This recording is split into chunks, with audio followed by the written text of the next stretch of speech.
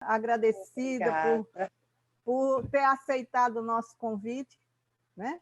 Vocês que sempre aceitam com muito carinho, né? E nós só temos a agradecer. Então, para quem não conhece, essa é Daniela Castilho, e o tema de hoje que ela nos trouxe é consciência e livre-arbítrio. É um tema bem interessante, né? Então, bastante.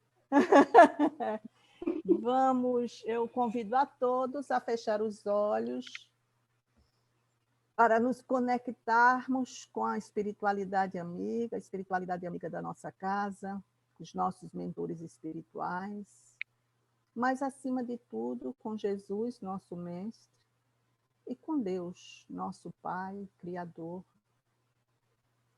agradecendo por estes minutos que aqui estamos nos reunindo em seu nome, para aprender um pouco mais, para louvar, para bendizer a oportunidade que vós, Mestre, nos dá, na certeza de que estás entre nós, pois sempre disseste que onde 2 ou mais pessoas se reunissem em teu nome, ali estaria. E aqui estamos como ovelhas do teu rebanho, esperando que nos guie, que nos ilumine com o teu evangelho e que possamos aproveitá-lo cada vez mais, introspectando em nossa alma enferma e aprendendo através do hábito e do burilamento a seguir-te pelos caminhos que nos conduz. E com esta prece, mais uma vez agradecida por esta oportunidade, damos por iniciada a palestra pública da tarde de hoje, na vossa santa e divina paz. Que assim seja. E aí eu passo a palavra a você, Daniela. Vamos lá. Vamos falar um pouquinho a respeito dessa questão da liberdade, né? Da consciência, já que está na lei de liberdade, viu, gente? A consciência e o livre-arbítrio está como liberdade de consciência e logo em seguida vem o livre-arbítrio no Livro dos Espíritos. E que são coisas distintas, né? A consciência e o livre-arbítrio são coisas bem diferentes. E eu trouxe aqui para vocês, digamos, o que cada um significa, né? Consciência, sentido, isso está no dicionário, sentido ou percepção que o ser humano possui do que é moralmente certo ou errado em atos e motivos individuais. Livre-arbítrio, possibilidade de decidir, escolher em função da própria vontade, isenta de qualquer condicionamento, motivo ou causa determinante. Para começar, vamos falar um pouquinho a respeito da consciência. Como é que se forma a nossa consciência? De onde vem a nossa consciência? A nossa consciência, ela é trabalhada ao longo das nossas muitas existências. As experiências que nós vivenciamos, nós vamos absorvendo valores. Muitas pessoas acreditam, né, gente, que depois que desencarnou, tudo aquilo que aprendeu, né, tudo aquilo que viveu, né, que foi experiência para ele, foi ficando lá para trás, e aí se perdeu. E isso nós espíritas sabemos que não procede. As experiências que nós vivemos na Terra, as experiências que nós vivemos na espiritualidade, porque nós também temos o nosso momento como espíritos errantes, e errantes, essa palavra é engraçada, viu, gente? Porque quando eu escutava lá atrás, quando as pessoas falavam espíritos errantes, eu imaginava que seria alguma coisa relacionada a espíritos errados, que não procede. Errante é um estado em que todos nós ficamos. É um período que nós vivemos na espiritualidade, vamos colocar assim, entre uma reencarnação e outra. Então, aquela transição, aquele período em que nós estamos entre uma reencarnação e outra, esse intervalo se chama né, dar-se o nome de espíritos errantes. Tem nada a ver com errado, não, viu, gente? E as experiências que nós vivemos como espíritos errantes, tudo que nós fomos absorvendo, isso vai ajudando a construir a nossa consciência, o nosso entendimento a respeito do que é certo e do que é errado. E onde é que o livre-arbítrio entra nessa história? O livre-arbítrio, ele está diretamente ligado à nossa moralidade. Quanto mais o espírito é moralizado, mais liberdade ele tem. Quanto menos ele é moralizado, essa liberdade existe, mas ela precisa ser vigiada. E aí é que está a questão, gente. Muita gente não consegue compreender essa passagem. Porque muitos imaginam assim, a gente vive no meio de, digamos assim, extremos. Uns acreditam que está liberado. Deus, olha, tudo você pode fazer, está liberado total. Né? Na Terra, a nossa vida é liberdade total. Outros acreditam que Deus está ali, sabe, gente? Como, sabe, aquele feitor, olhando, vigiando, não pode, não faça, não deve, não pense. E essas duas formas de pensar não estão exatamente de acordo com o que realmente o Espiritismo prega. Quando nós falamos de liberdade vigiada, não é que Deus esteja ali, sabe, controlando. Pronto, era essa palavra que eu estava tentando achar aqui na memória, na consciência. Controlando a nossa vida. Não. Na verdade, nós temos uma liberdade vigiada porque o nosso campo de ação fica restrito.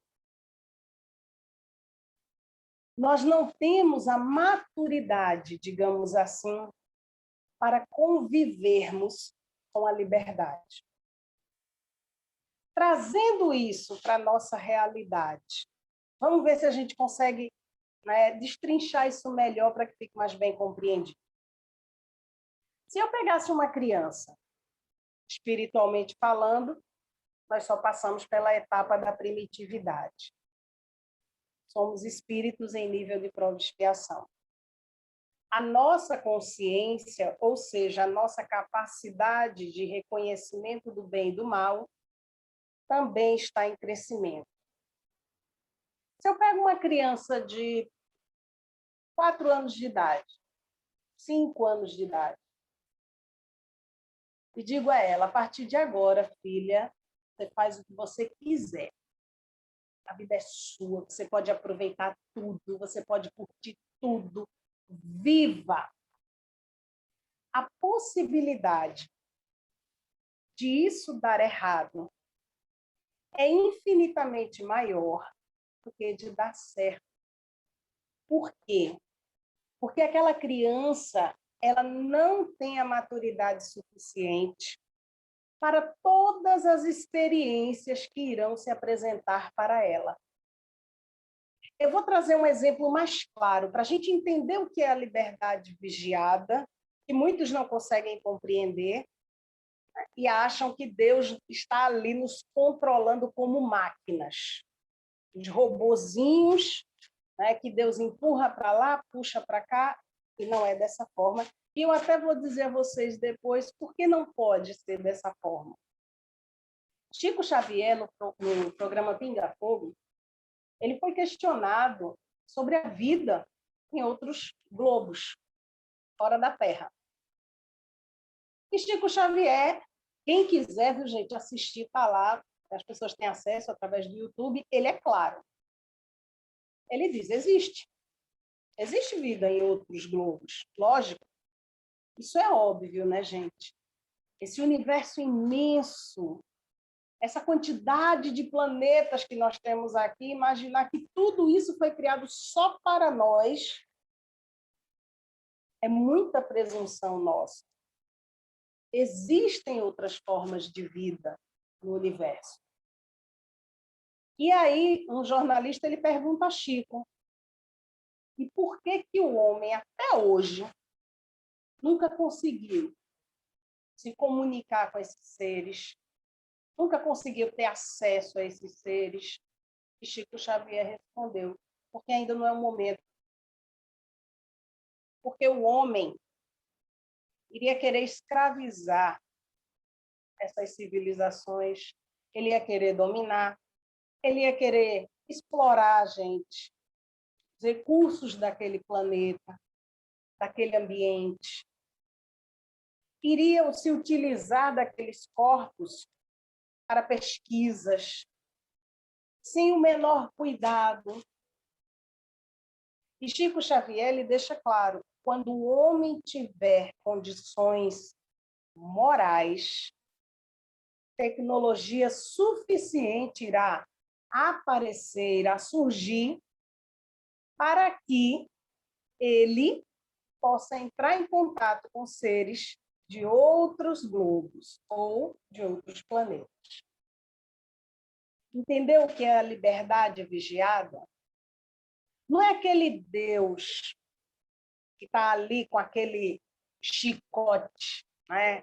Ou então cheio de ira, controlando todos os movimentos que nós temos na nossa vida. À medida que nós vamos evoluindo, outras ideias, outras tecnologias, outras descobertas irão chegando até nós. Indo para mais uma outra citação, tem uma passagem no livro Violetas na Janela, de Patrícia. É uma conversa entre ela e Frederico. E ela pergunta a Frederico, ela deseja trabalhar, ela deseja se ocupar na colônia São Sebastião, porque ela começa a achar que está vivendo uma vida de uma forma muito ociosa. E ela fica, eu quero ter uma atividade. E aí ela vai ajudar em um hospital, na espiritualidade, né? Uma espécie de uma clínica, onde lá muitas pessoas iam para receber atendimento, incluindo também, algumas vezes, até um atendimento psicológico. E aí ela começa a perceber que a tecnologia lá é infinitamente mais avançada que aqui na Terra. E que algumas doenças que aqui na Terra ainda não têm cura, na espiritualidade, ele já tem recursos que, se esses recursos chegassem à Terra, representariam a cura de algumas doenças. E aí ela começa a pensar nisso, ela começa a viajar nos pensamentos, e ela chega até Frederico e diz a ele, por que isso não chega na Terra? Por que essa tecnologia não é levada? Porque nós sabemos, gente, que o que chega aqui na Terra vem de lá para cá. Muita gente diz assim, o inventor. O inventor nada mais é do que alguém que trouxe uma informação que na espiritualidade já existia e que já estava no momento dessa informação vir à Terra. Então, ele traz essa informação à Terra. E aí ela questiona, ela diz, por quê, Frederico? Essa informação, né, todo esse conhecimento não chega até a Terra. E ele é claro. Ele diz, Patrícia, todo esse conhecimento poderia não ser bem utilizado lá. E, ao invés de ajudar, poderia se levar prejuízo às pessoas que lá na Terra habitam. Porque, à medida que nós vamos nos moralizando, agora vamos passear um pouquinho por André Luiz, à medida que nós vamos nos moralizando, nós vamos tendo conhecimento de coisas que aqui na Terra nós nem imaginamos que exista. Mas que isso, utilizado de uma forma negativa, poderia trazer prejuízo. E prejuízos sérios. É engraçado, por exemplo, uma outra coisa aqui interessante, o magnetismo. Todo mundo aí deve conhecer, né, o passe magnético, o trabalho do magnetismo. Eu sempre gosto de dizer que o magnetismo, gente, para muitos hoje em dia é coisa de religioso. Mas vai chegar o dia que o magnetismo será mais uma das leis da natureza. Chegará para nós não como nada relacionado à religião, mas como uma ciência. Porque, na verdade, o magnetismo ele vai muito, mas ele vai muito mais além do que nós podemos supor. A força que o magnetismo tem. Mas essa força, quando mal utilizada, ela pode sim trazer prejuízos. É interessante porque eu faço muito fechamento, né, de cursos de passe, e normalmente na última semana, alguma coisa assim, eu faço um apuradão, vamos colocar assim, né, do conteúdo do curso. E teve uma certa vez que eu estava falando sobre essa questão do magnetismo e o porquê, digamos assim, que ainda não sabemos tudo o que se possa saber a respeito. E eu disse, gente, olha, pega uma mudinha.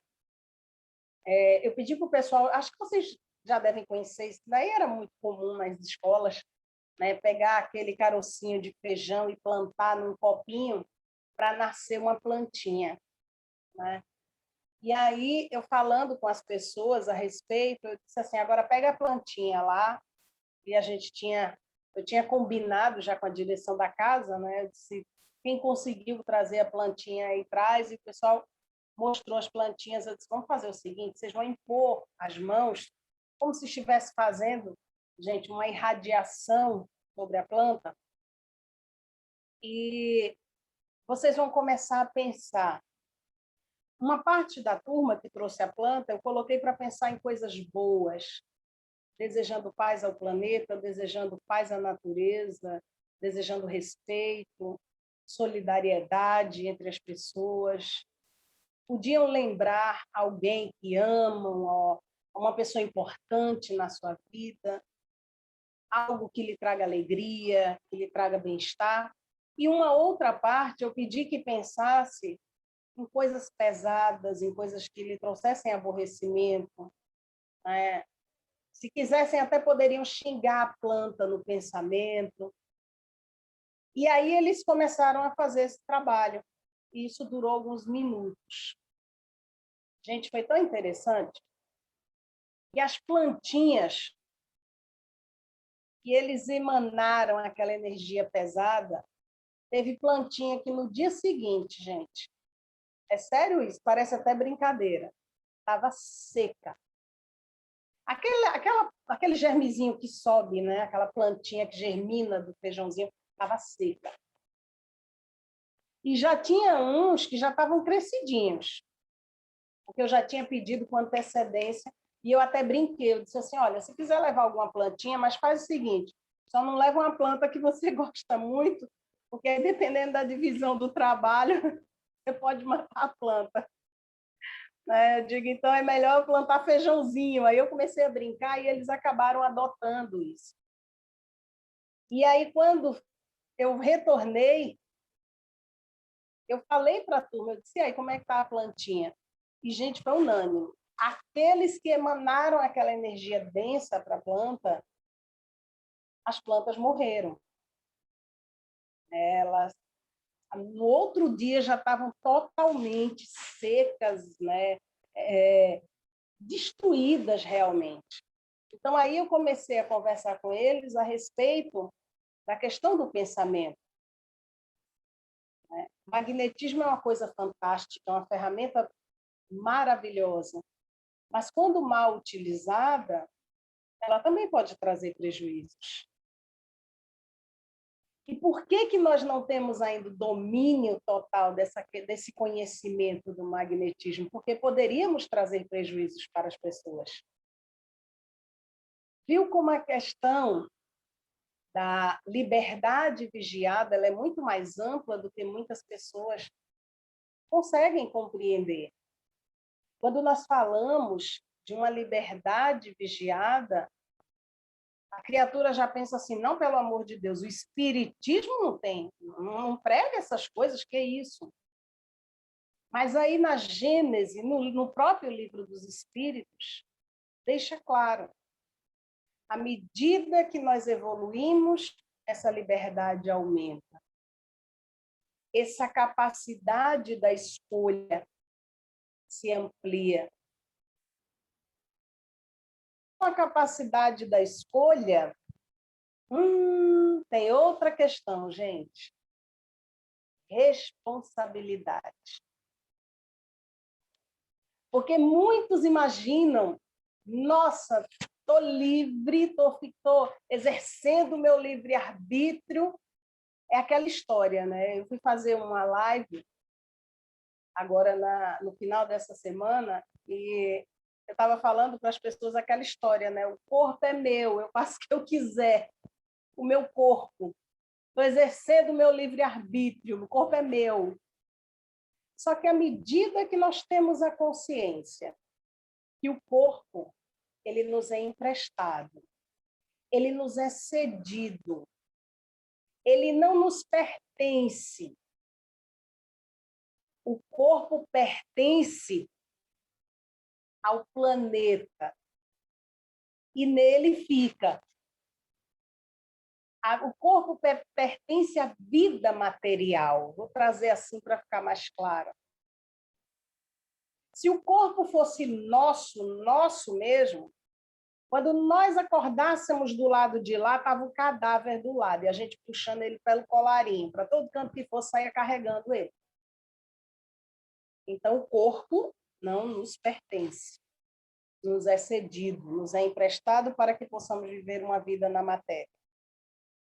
Mas somos responsáveis, sim, pelo que nós fazemos com ele. Quando nós falamos de consciência, do despertar da consciência, olha como a coisa ela vai surgindo, gente, em cadeia.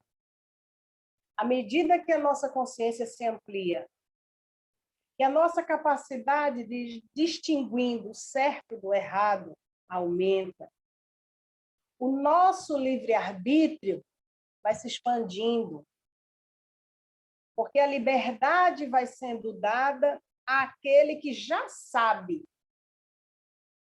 o que está fazendo, já sabe quando está agindo de uma forma correta ou não. E junto com esse livre-arbítrio, vem a responsabilidade ali de mãos dadas. Olha como a coisa vai se encaminhando. E essa responsabilidade é algo que muitas vezes nós não queremos.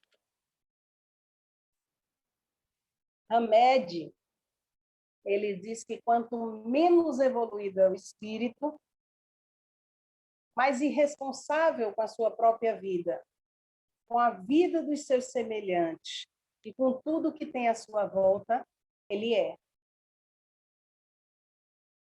Ou seja, quanto menos evoluído é o espírito, menos respeito ele tem pela vida do semelhante, pela sua própria vida, menos respeito ele tem pelo meio ambiente. Já imaginou o estrago se essa criatura detesse um conhecimento extremamente amplo de todas as leis da natureza? Porque tem muitas leis de Deus que nós ainda não conhecemos. Nessa caminhada evolutiva, nós estamos começando os nossos passos, ainda estamos bem no início. ainda tem muita coisa a ser descoberta. Existem muitas leis naturais que nós não conhecemos ainda. E é necessário que seja assim. Mas por que Deus dá o livre-arbítrio? Lembra que eu disse a vocês lá na frente, eu digo que eu vou explicar por que a necessidade do livre-arbítrio. Não seria mais fácil Deus nos controlar? Ele não tem poder para isso? Se o quisesse, ele o faria? Dessa forma, ele evitaria todo o mal que existe na Terra. Engraçado que eu estou trazendo para vocês aqui indagações que eu escuto muitas vezes quando terminam as palestras. Eu gosto muito de conversar com as pessoas no final das palestras, porque essas pessoas começam a trazer indagações que eu acho bastante interessantes. E, infelizmente, durante a palestra, muitas vezes a pessoa não pode se expressar. Então, eu sempre gosto de ouvir o que as pessoas têm a dizer quando a palestra termina. E muitas pessoas já me questionaram isso. Daniela, para que esse negócio de livre-arbítrio? Se Deus cessasse todo o mal, se Deus controlasse o mal, não seria mais fácil, não? Vamos supor, alguém está querendo, sei lá, roubar. Aí Deus vai lá e diz assim, rouba não, vai roubar não. Aí a pessoa vai e para.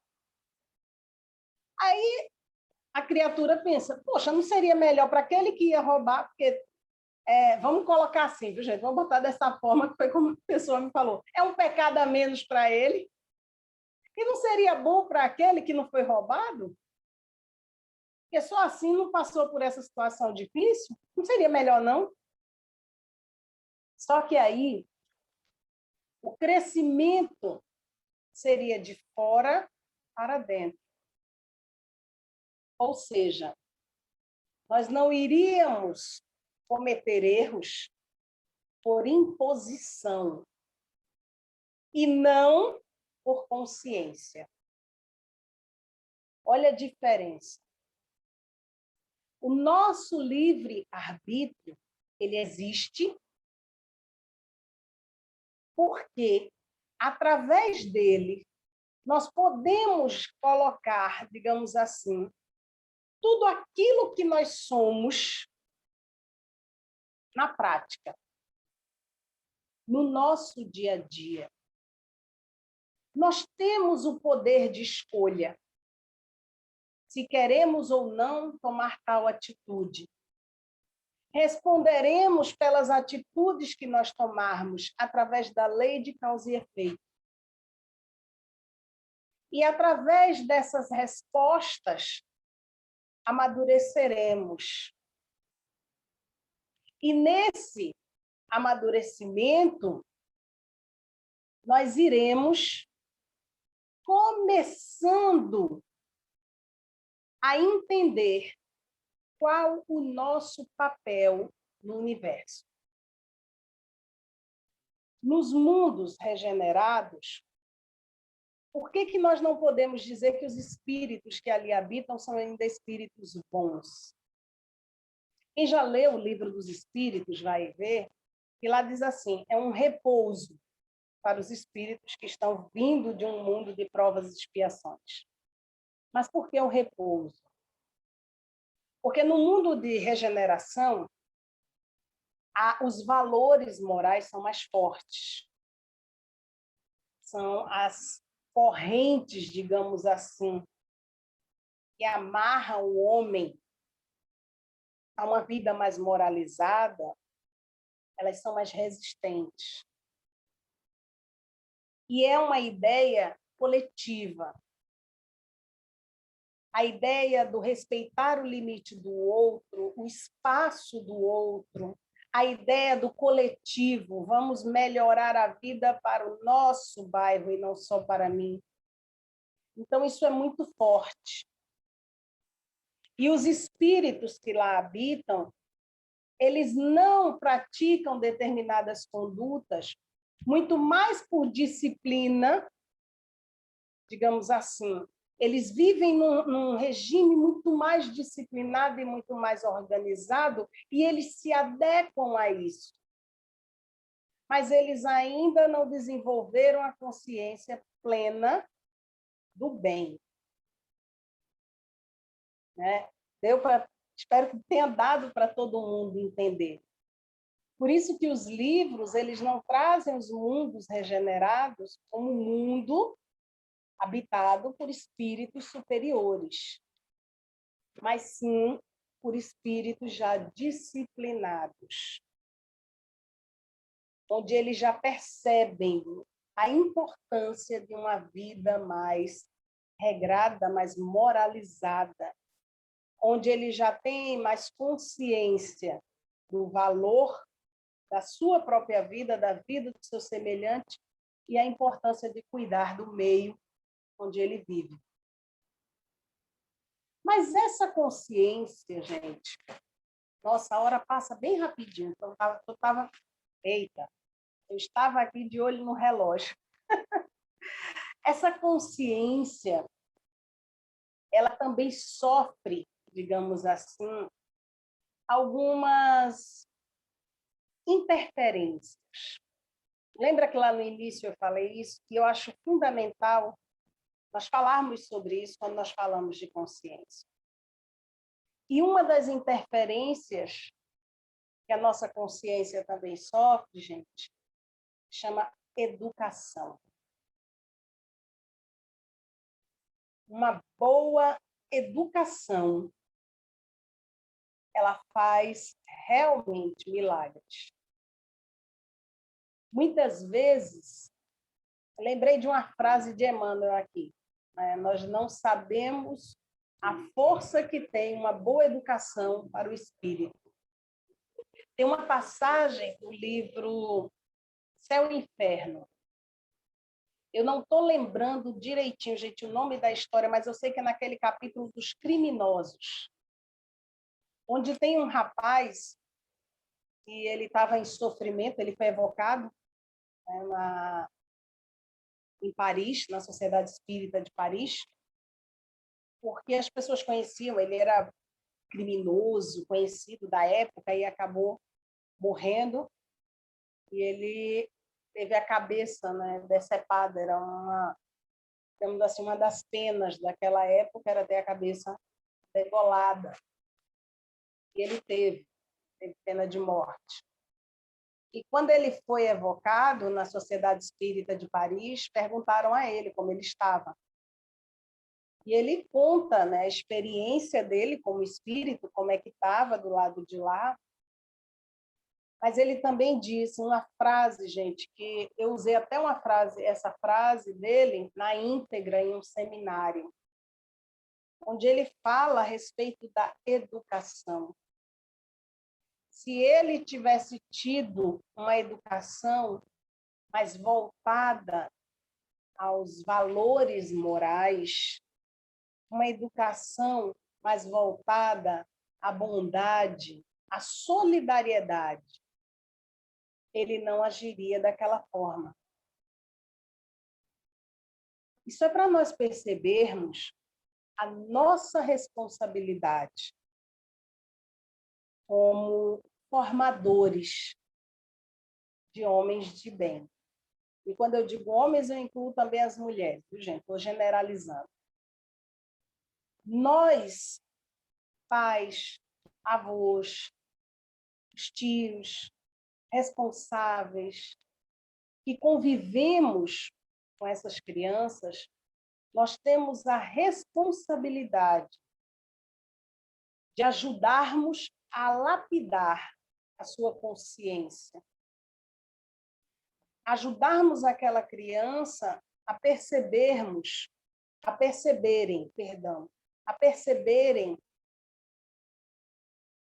o que é certo, o que não é, o que deve ser feito, levar essa criança a alguns questionamentos.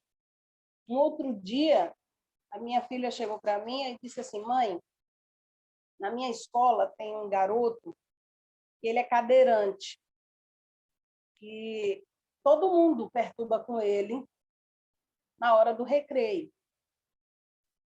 Aí eu parei, fiquei olhando para ela, eu disse: e você, o que você faz? Ah, mãe, eu também dou risada. Aí eu disse, você gostaria que alguém ficasse dando risada de você? Ah, mãe, mas ele fica assim, ó, na cadeira, acho que ele nem percebe. Ela tinha na época, né? Ela agora já está maiorzinha, ela tinha 7 anos. Aí eu parei e disse, Esté, você como filha de uma pessoa que é espírita, filha, e você também frequentando o centro, você acha que ele se limita àquele corpo? Você acha que dentro daquele corpo, filha, não tem uma consciência? Aí ela parou, ficou assim pensando, mãe, eu não pensei nisso. Eu disse, pois pense. Comece a pensar que ali dentro daquele corpo tem uma consciência.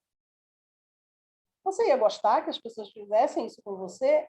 Aí ela começou a parar, ela disse, não, mãe. Eu disse, então não faça mais isso. Aí eu comecei a conversar com ela a respeito. E aí ela parou e disse assim, mãe, por que ele é daquele jeito? Eu disse, filha, ele é uma experiência que ele precisava vivenciar durante as muitas reencarnações dele. Mas não está nada errado, não. Não tem nada errado com ele. Não tem nada que está rindo dele. Não tem nada errado com ele. Aí ela parou e disse, por que não, mãe? Eu disse, porque a partir do momento, filha, que você me disser que tem alguma coisa errada com o seu coleguinha, então você está dizendo que Deus errou. E se ele errou, se ele comete erros, falhas, ele não pode mais ser soberano no universo. Aí ela foi engraçado, porque ela parou e fez assim, ixi, é mesmo. Então, assim, nós vamos levando esses espíritos ainda bem jovens a exercitarem a sua capacidade de pensar, a sua capacidade de solidariedade, de compreensão do outro. E dessa forma nós vamos, gente, contribuindo com a formação de uma consciência. Quando nós falamos de consciência, muitas pessoas dizem assim, olha, isso eu já ouvi bastante, cada pessoa tem o seu jeito, a sua personalidade, o seu caráter, não há nada que possa fazer para mudar aquilo. E aí eu parei na hora e pensei, então para que Deus criou família?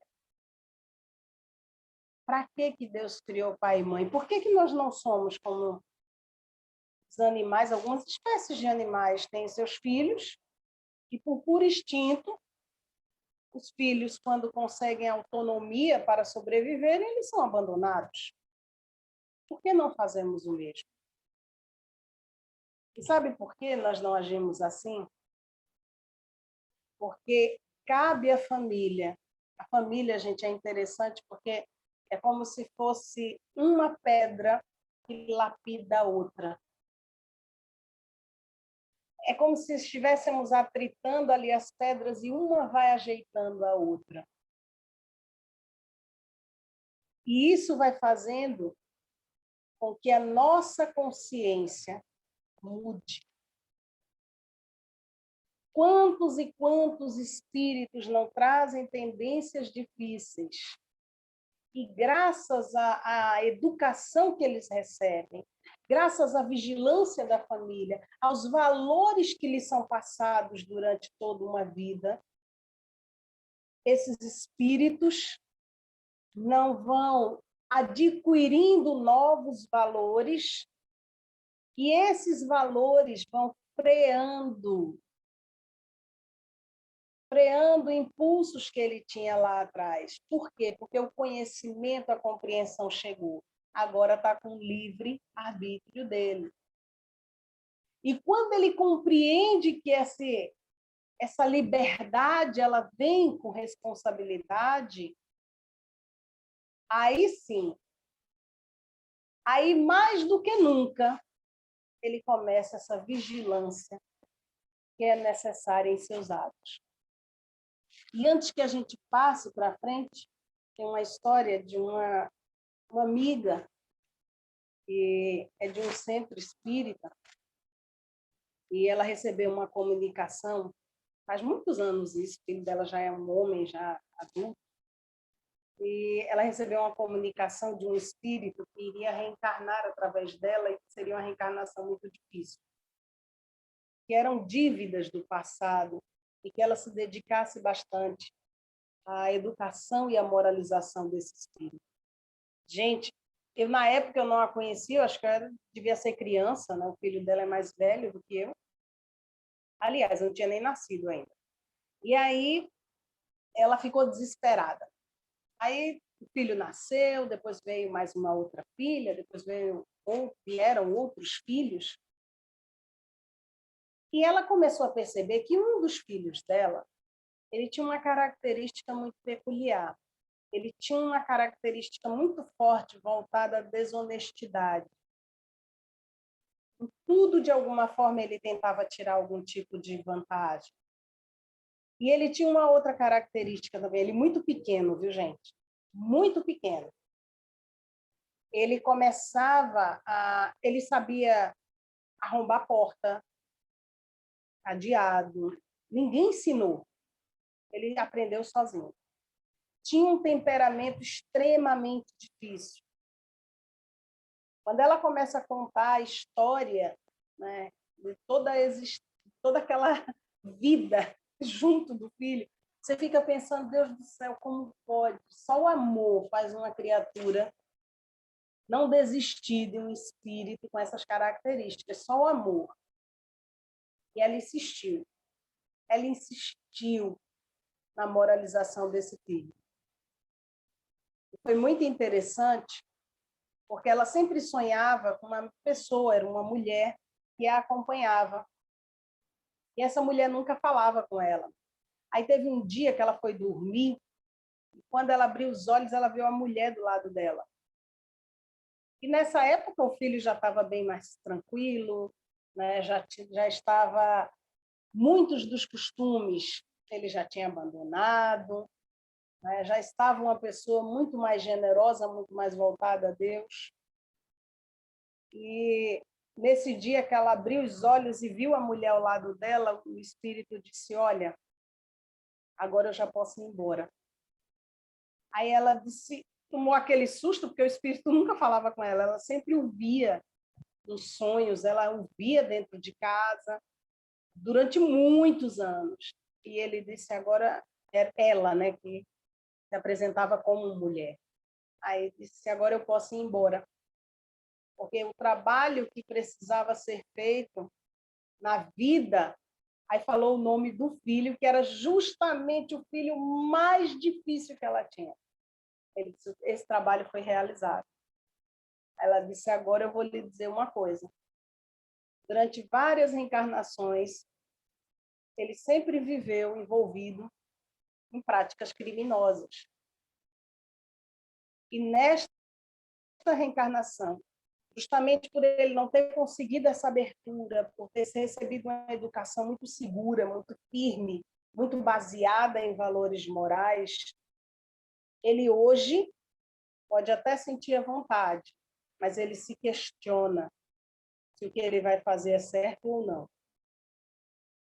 Viu como a gente vai mexendo, gente, com essa questão da consciência?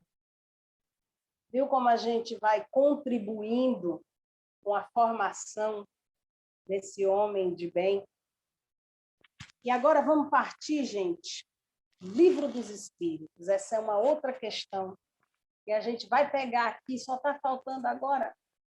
Eu peço gentilmente, né, que quando faltarem 5 minutinhos, se alguém puder me avisar, eu agradeço. Né? Porque aqui no meu relógio só está faltando 15 minutinhos. Né? E aí eu não sei se está correto com um de vocês, né, das pessoas que estão à frente do trabalho. Mas eu peço gentilmente que me avisem, quando faltar mais ou menos uns 5 minutinhos, porque eu preciso, nesses últimos 10 minutos, a gente precisa falar de uma questão que na liberdade de consciência, que no Livro dos Espíritos é tocada, que diz assim, toda crença é respeitável, mesmo que seja notoriamente falsa? Essa é a pergunta 838. Lei de consciência. E os espíritos respondem: toda crença é respeitável quando é sincera e conduz à prática do bem. As crenças repreensíveis são as que conduzem ao mal. E aí o Kardec.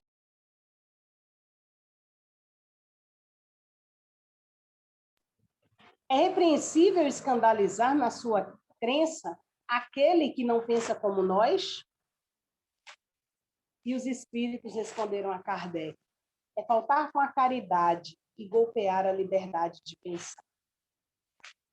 É importante nós falarmos sobre essa questão da consciência e a religião e a religiosidade, né, gente? E as nossas escolhas. Algumas vezes as pessoas me questionam por que existem muitas religiões, porque tem muitas pessoas que acham que deveria existir apenas o espiritismo. Eu conheço uma jovem que ela chegou para mim e disse assim: olha, Daniela, eu adoro o espiritismo. Aí eu disse: que coisa boa. Ela disse que o espiritismo deixa a gente fazer tudo. Tudo que a gente está a fim de fazer, a gente pode fazer. Os espíritas, olha, graças a Deus, o espiritismo não condena nada. Aí eu parei, eu disse: olha, não, o espiritismo realmente não condena. Ele nos orienta. Não, mas aí não tem problema, a gente pode fazer o que quiser. Eu disse: não, não é bem assim. Nós temos que ter a consciência da nossa responsabilidade. Podemos fazer o que nós estivermos com vontade? Podemos. Mas existe uma lei de causa e efeito que nos diz que nós responderemos pelas nossas atitudes. Aí ela ficou assim, eu vi que ela não gostou muito da resposta. Talvez porque esperasse a ideia dessa liberdade total que muitos têm. Muitos espíritas acreditam que pode tudo, que faz tudo. À medida que eles vão conhecendo realmente a doutrina, à medida que vão realmente conhecendo a essência do espiritismo, vai percebendo que não há condenação, há orientação. Mas que essa ideia de que tudo posso e que isso não terá depois o ônus e o bônus em cima das nossas atitudes, não está muito, muito de acordo com a doutrina, não. A liberdade, o livre-arbítrio, ele vem acompanhado da responsabilidade. Mas com relação às crenças, às religiões, é importante, gente, nós compreendermos que é necessário que existam várias religiões. E por que isso? Porque existem pessoas diferentes, com necessidades diferentes. Existem criaturas que compreendem e se, digamos assim, se reconhecem dentro do espiritismo. Existem outras que não. Existem pessoas que precisam vivenciar uma religião mais rígida. Eu conheço uma pessoa que frequentava uma casa espírita, bebia muito, muito, muito, e todas as vezes que, inclusive eu já presenciei várias vezes a pessoa chegando e querendo aplicar passe, embriagado. Os cheiros estava forte, exalando o cheiro do álcool. E a pessoa dizia assim: não, mas o espiritismo não nos diz que nós não podemos julgar, e aquela coisa toda. E por mais que se tentasse ajudar, a pessoa não conseguia compreender que nós iremos responder pelos danos provocados ao nosso corpo. Responderemos por nossos vícios. E responderemos, gente, não é nem por castigo de Deus. Muito bem colocado, Cláudia. Tudo me é lícito, mas nem tudo me convém. Muito, muito bem colocado. Né? Então, nós iremos responder não é nem por castigo divino, é porque nós sabemos que tudo aquilo que nós provocamos no corpo material, ele reflete no corpo perispiritual. Então, nós deixamos a matéria na terra, mas o perispírito vai. É como se fosse o perispírito, fosse o corpo do espírito e a matéria fosse a roupinha que a gente veste. A roupinha a gente troca, mas o corpo fica com a gente. Então, tem muitas pessoas que levam o corpo perispiritual sequelado para a espiritualidade, achando que chegando do lado de lá, a espiritualidade vai dar um toque clean e ele vai voltar zerado. E isso não acontece, porque precisamos responder pelas nossas atitudes.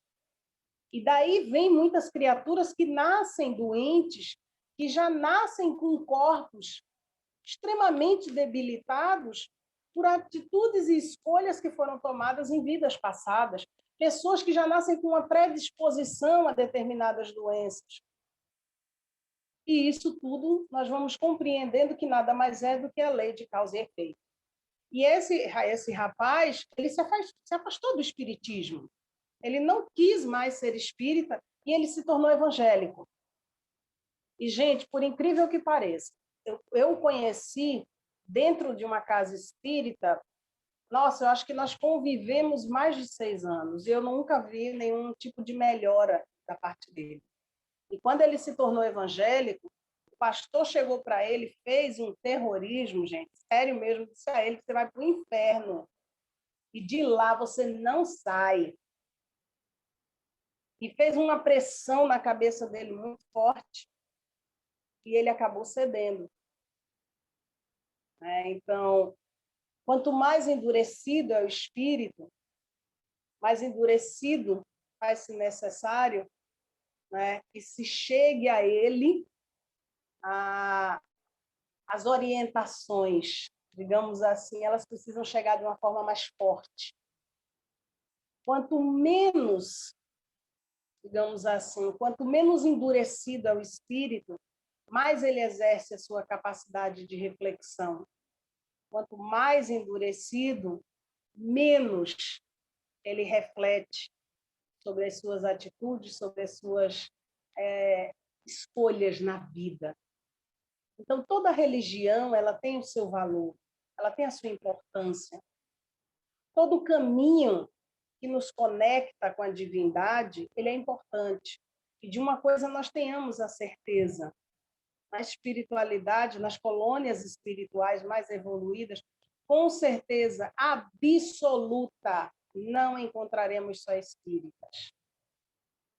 O espiritismo é um caminho que, para mim, para muitos, tem sido um caminho abençoado, porque realmente tem me ensinado e, com certeza, ensinado a muitos sobre a nossa responsabilidade, sobre o nosso papel dentro do universo.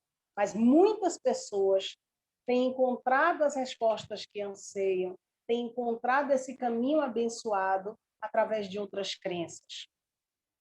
E quando nós minimizamos a fé, a crença de uma outra pessoa, nós temos que ter a consciência que podemos estar ali, gente, matando um germezinho, uma sementinha que está começando a germinar. E que aquela sementinha ali vai conectar aquela criatura a Deus, vai lhe trazer outros valores. E quando nós começamos a minimizar essas religiões, nós vamos tirando dessas pessoas a oportunidade dessa conexão. Essa ideia de nós proibirmos, por exemplo, as pessoas de seguirem um outro credo. Eu conheço diversas famílias que é uma verdadeira salada. Dentro da mesma casa tem espíritas, tem espiritualistas, tem evangélico e tem católico. Eu conheço uma outra família que tem católico, tem um bandista, né? Obrigadão, gente. Obrigadão pela lembrança. Estou vendo aqui 5 minutinhos. Né? E eu estou vendo famílias que são formadas por uma diversidade muito grande de religiões e vivem em comunhão. E compreendem que o que realmente leva o homem a Deus, o que realmente faz com que nós venhamos a nos conectar com Deus, não é o nome da religião, e sim o espírito de religiosidade. Ou seja, o nome da religião, gente, é o que menos vai importar. O espírito de religiosidade é a aplicação, é nós colocarmos na nossa vida tudo aquilo que nós aprendemos com os livros, com as orientações, com as palestras, com as missas, com os cultos, ou seja lá que outro segmento religioso a pessoa tiver. Se não é um segmento que lhe estimula ao prejuízo de si mesmo ou do seu semelhante, mas sim que lhe orienta e que lhe ajuda, digamos assim, né, para que venhamos a enfrentar essa grande escola de provas e expiações, que é o planeta Terra, mas enfrentarmos, gente, com resignação, com sabedoria, com solidariedade, com generosidade, já é válido, independente de que credo seja. Gente, está acabando meu tempo, eu quero agradecer imensamente. Tem muita coisa para a gente falar sobre essa questão do livre-arbítrio, da consciência, né? Precisamos, sim, compreender a importância de nós trabalharmos e nós contribuirmos na formação do homem de bem em nossas casas, em nossas famílias, em nossa comunidade. Essa história de que a consciência não vai ser de forma alguma alterada é a negação da lei de evolução, né? E que tenhamos a consciência sempre das nossas responsabilidades. Quanto mais liberdade, mais responsabilidade nós teremos na vida. Então, gratidão imensa ao convite que foi feito e espero estar entre vocês mais vezes. E agora eu passo a palavra. Agora sou eu que vou dizer Pra isso. mim. Para você, minha força. Copiei suas palavras. E nós somos nós que agradecemos a sua disponibilidade, os ensinamentos que nos trouxe na tarde de hoje, e com certeza queremos você conosco mais vezes, né? Fazendo parte dessa fraternidade com muito carinho, com muito amor, né? E eu convido a todos para novamente fazermos uma prece nesse momento que sempre é dedicado a Maria de Nazaré, essa mãe amorosa.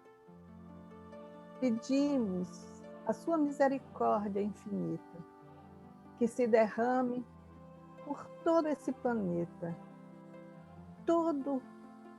essa humanidade que sofre neste momento de provação. Que a tua luz de amor de mãe, It's 18 hours. se derrame por nós, mãe querida. Pois que muitos são aqueles que estão abortando da terra. Muitos são aqueles que estão enfermos nos hospitais, nos presídios, nos prostíbulos, nas ruas. Pedimos, Maria de Nazaré, a tua bênção para essa humanidade, para a nossa casa de trabalho, para este hospital chamado Brasil. Ave Maria, cheia de graça, o Senhor é convosco. Bendita sois vós entre as mulheres, bendito é o fruto do vosso ventre, Jesus. Santa Maria, Mãe do Menino Deus, rogai por nós, pecadores, agora e na hora de nossa morte. Amém. E com esta prece, mais uma vez agradecida a ti, Maria, a Jesus, nosso Mestre, nosso guia, pedimos a permissão para darmos por encerrada a palestra pública da tarde de hoje, na vossa santa e divina paz. Que assim seja.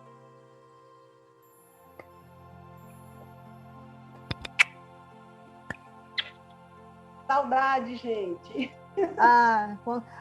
A gente ainda vai se abraçar de novo.